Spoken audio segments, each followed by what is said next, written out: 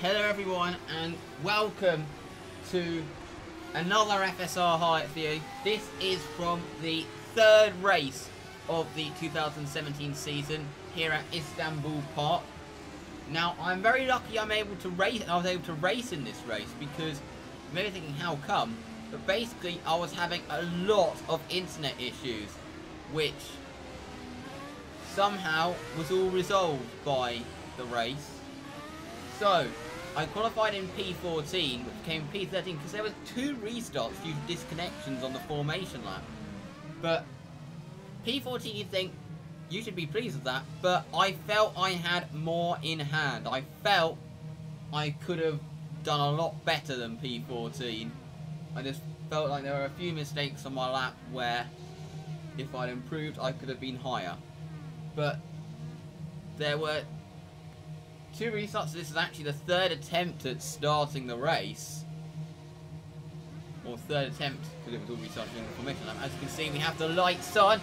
And it's lights out and away we go. As you can see, we bogged down massively. And we are going to lose quite a few positions. So now heading into the first corner, you've got Solar going down the inside as well as Diego Doko. We are down into P16. Which really isn't past the plan. Now heading up towards turn 3. Have good pace through this particular section of the track. We're going to see if we can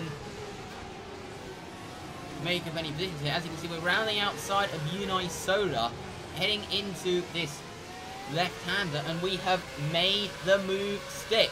So now we are back up into P15. But now as you can see, we've got Will Barnes in the Zero Sim Racing car going down our inside. And we have lost that position. So, not the best of starts, all caused by us bogging down on launch. So now heading up the back straight. But as you can see, in a moment, Jacob Reed has stopped. He actually had an engine failure. I'm not sure why that would have happened that early on. But Jacob Reed is out. We are up into P15. But not being the start that we needed. So moving on to the next lap, stuck in traffic, we were struggling for pace, and as you can see, Solar has got a run on us and has made that move stick, heading up into the hairpin. So now heading into turn 8, but as you can see, we make a mistake. We turn in too early. We're too eager when turning in. And now you can see the flag to flag of Cameron Roger has gotten alongside us. And we have managed to defend the position heading into the chicane. But now as you can see, he's got the run heading down the back straight. And as the flag to flag has OP straight line speed, he is able to pass us heading into the hairpin. Now moving on to lap 6, we are down to P17, but as you can see, we are right behind Will Barnes, wanting to get that position back that we lost at the start. As you can see, he is round wide, so the position is there for the taking. Now heading into the chicane, we have the inside line, but we put on too much throttle on the exit, and we have half spun. And we have lost many positions. We are down into P20. Just put on the power too much and almost spun it. So now as you can see, we are behind the battling Vesely and Schulzer. So now heading up into turn 3. But he has broken so early and we are completely caught out. And we run wide heading into turn 3. So we have lost even more time. I spent pretty much the whole stint behind Peter Schulzer. And so, as you can see, I got to run. It was impossible to pass. The only real passing point was turn 11 at the end of this straight. As you can see, finally we get a run.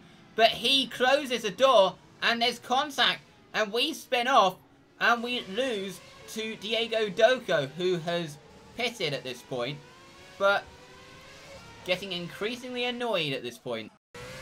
And It was really annoying being stuck behind Peter Schulze, as I had a lot of pace, but all of that was being restrained because of this green thing that I just could not get out the way. I mean, at the end of the straight you had to be really close to be able to get a run, and as the exit of the chicane was one of my weak points, I was really struggling with that. So now, as you can see, I pitted. I made it a priority that I was going to do the opposite to him, because I didn't want to spend any more time stuck behind him. I wanted, by the end of these pit stops, to be ahead of Peter Schulze. So as you can see, I do remember to change tyres this time, which is something that I forgot to do last time, and that ruined my race. So we exit the pits. It was a reasonable stop, and we are in clean air, so this outlap was crucial. So unsurprisingly, Peter Schulze reacted to that and pitted in a lap later, and as you can see, he has unfortunately rejoined ahead. So, pretty angry at this point. So we were now P14,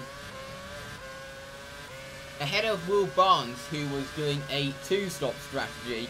But now, as you can see, on the option tyres, we actually have more pace than we did on the Prime. So now, as you can see, we have the run on Peter Schulze, but he's going to have the inside heading into turn 11. But we get a better exit heading into turn 12. But he doesn't see me still there, and there's contact, and he spins.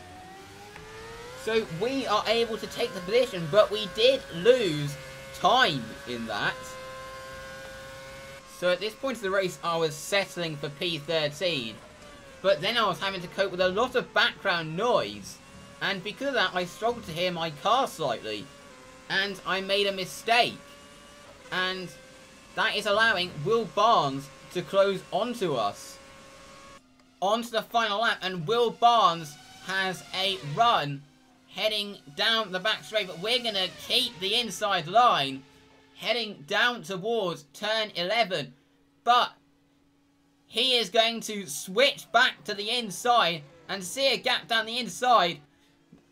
I have to commend Will Barnes for that move. That was a very good move that he pulled, and Eugene van Loggenberg ahead actually ran out of fuel on the last lap, so we are still going to finish in P13. If I'm honest, I would have hoped for a bit more, but the bad start, that mistake, and then ultimately getting stuck behind Peter Schulze ruined my race.